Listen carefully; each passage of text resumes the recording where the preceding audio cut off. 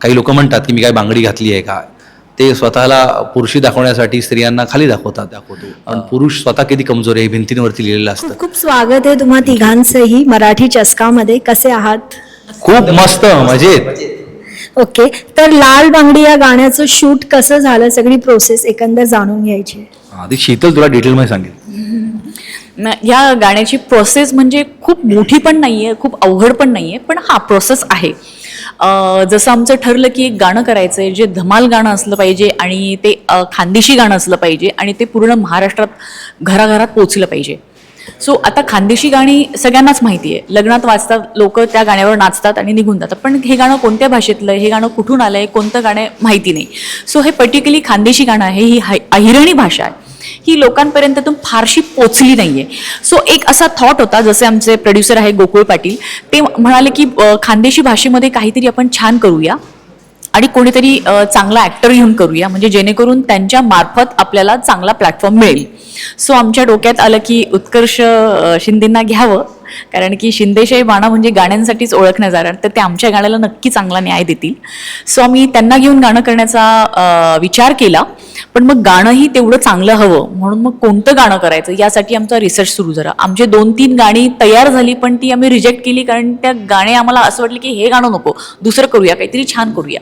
मग काय करायचं, मग आमच्या समीर सरांना ते लक्षात आलं की माझ्याकडे एक लाईन आहे, फक्त एकच लाईन आहे, त्याचं शब्द अजून रचले नाही आहेत, ती ऐकून बघा कसं वाटतंय. तर विनोदने मला रात्री फोन केला होता, 1:30-2च्या दरम्यान आम्ही एकमेकांशी बोललो की असं असं समीर सरांनी गाणं बनवलं आहे, टिकली बांगडी असं गाणं आहे. मी म्हटलं खूप सुंदर आहे, मुलीच्या सौंदर्यावरती आहे, ॲक्सेसरीजवरती आहे, गाणं आपलं चालेल, हे आपण बनवूया. भैया मोरे त्यांनी हे गाणं लिहिलं, समीर सरांनी म्युझिक बांधलं आणि आमचं ऑडिओ तयार झालं. मग ऑडिओ आलं आमचं प्लॅटफॉर्मला, म्युझिक प्लॅटफॉर्मला ते ऑडिओ आलं. इतका रिस्पॉन्स आला चांगला त्या गाण्याला, आणि हे 2 महिन्यापूर्वीच आमचं रजिस्ट्रेशन झालं या गाण्याचं. 2 महिन्यांपूर्वीच हे गाणं ऑडिओ प्लॅटफॉर्मला आलं, ते गाणं खूप चाललं. सो आम्ही विचार केले की चला आता आपण व्हिडिओ बनवूया. व्हिडिओ बनवल्यानंतर मग आम्ही ते आत्ता रिलीज केलं. व्हिडिओ आणि ऑडिओ हे 2 महिन्यांपासून आमचं तयार आहे, पण ते योग आत्ता आला आणि आम्ही आत्ता ते गाणं रिलीज केलं. म्हणजे ही जर्नी आमची 2 महिन्यांची आहे. म्हणजे ह्या गाण्यामध्ये लुक कसा असावा, हे शूटिंग कधी करायचं, सगळ्यांच्या डेट्स मॅच नव्हत्या होत, कुठल्या लोकेशनला करायचं, त्यामध्ये आम्ही ड्रेस कोणता घालायचा, मी कशी दिसणार आहे, हे कशी दिसणार आहे, कोरिओग्राफ कसं करायचं आहे, मग हे गाणं रिलीज कधी करायचं, ह्या गोष्टीचं खूप मोठी प्रोसेस होती 2 महिन्यांची. सो आत्ता हे गाणं आमचं रिलीज झालंय. तर शूटिंग दरम्यान काही खास किस्सा घडलाय का जो शेअर करावा असा वाटतं? खूप सारे किस्से, म्हणजे शूटिंग ह्या गाण्याचं शूटिंग माझ्यासाठी खूप मजेदार होतं. तर पहिल्यांदाच खानदेशी गाण्यामध्ये येत होतो आणि खानदेशी मुलांबरोबर काम करणार होतो. मोठं प्रोडक्शन किंवा मोठा सेटअप असं नसणार होता, पण एनर्जी त्या मोठ्या म्हणणाऱ्या प्रोडक्शनपेक्षाही खूप डबल होती.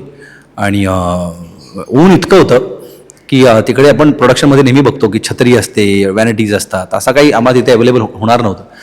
तर आमच्या ज्या हिरोईन आहेत शीतल, यांच्याच पदराखाली आम्ही बसायचो आणि त्यांना आम्ही उन्हात उभं करायचो, तीच व्हॅनिटी तेच छत्री.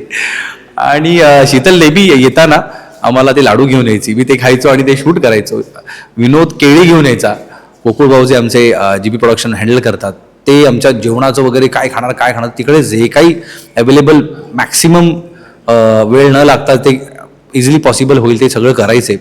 आणि त्यांच्यामुळे हे सगळं खरं तर ह्या मजा मस्तीमध्ये गाणं शूट झालं. खूप किस्से आहेत खरं त्या गाण्याबद्दल बोलण्यासारखे, पण हे काही आहेत जे गोड किस्से आहेत की त्यांनी सांभाळून घेतलं, एकमेकांसाठी उभं राहिले आणि त्याच्यामुळे हे गाणं सुंदर दिसतंय. ओके, लाल बांगड्या ट्रेंडमध्ये आहेत सध्या असं खरं तर म्हणावं लागेल, कारण एकाच वेळी साधारण 2 गाणी अशी एकाच नावाने आली आहे. तर याबद्दल तुम्ही काय सांगाल? खूप चांगलं आहे खरं तर. लाल बांगडी हे गाणं अजून वेगवेगळ्या सिंगर्सकडनं पण येत आहे. खूप चांगलं स्वागत आहे, कारण का जे प्रेक्षकांना आवडेल ते सगळं हिटच होणार आहे. कारण का आपण बघितलं असेल, भगतसिंग नावाचा चित्रपट एकाच वेळेत 4 आले होते आणि ते 4ही हिट झाले होते. तर तसं हे लाल बांगडी गाणं आमचं जे होतं ते 2-2.5 महिने मला वाटतं आधीच ऑडिओ प्लॅटफॉर्मवरती आलेलं आहे, इंस्टाग्रामवरती आलेलं आहे. त्याचा फक्त व्हिडिओ आत्ता रिलीज झाला आणि प्रेक्षकांनी ते डोक्यावर घेतलं आहे. रील्स भरमसाठ असा पूर आला त्याचा की आम्हाला तर राखी सावंत आहेत, त्याच्यावरती लाईक्स आलेत.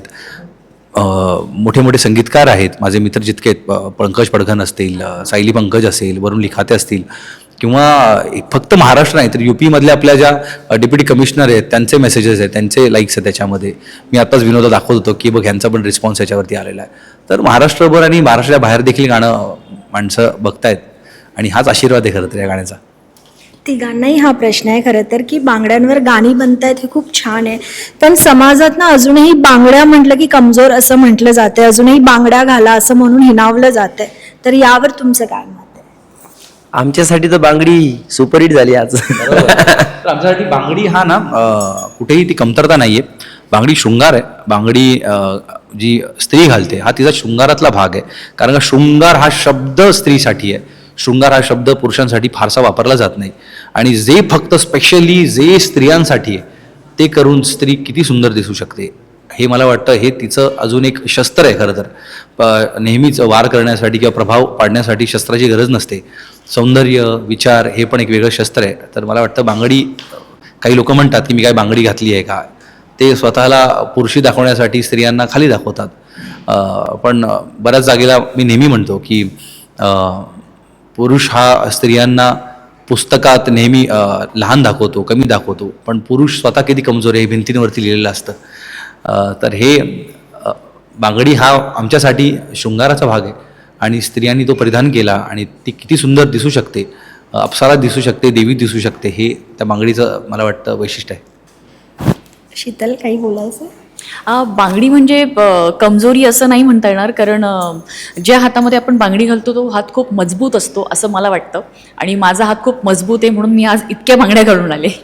आणि बांगडी हा शब्द इतका मोठा आहे की आज बघा तुम्ही की लाल बांगडी हा शब्दच ट्रेंडिंगला आला आहे. सो असं नाही आहे की बांगड्या घातल्या म्हणजे ती कमजोर स्त्री आहे म्हणून ती बांगड्या घालते, किंवा आपण मराठीमध्ये म्हण पण असते की हा तू बांगड्या घातल्या म्हणजे काय बाईसारखा वागतोय का, तर अशातला भाग नाही आहे. बांगड्या घातल्या म्हणजे आपण कमजोर आहे असं नाही म्हणता येत. हे आधी होतं काहीतरी एका जमान्यात. जसं मी आत्ता जो आउटफिट घातला आहे यावर पण मी बांगडी घातली आहे, मी छान दिसतीये.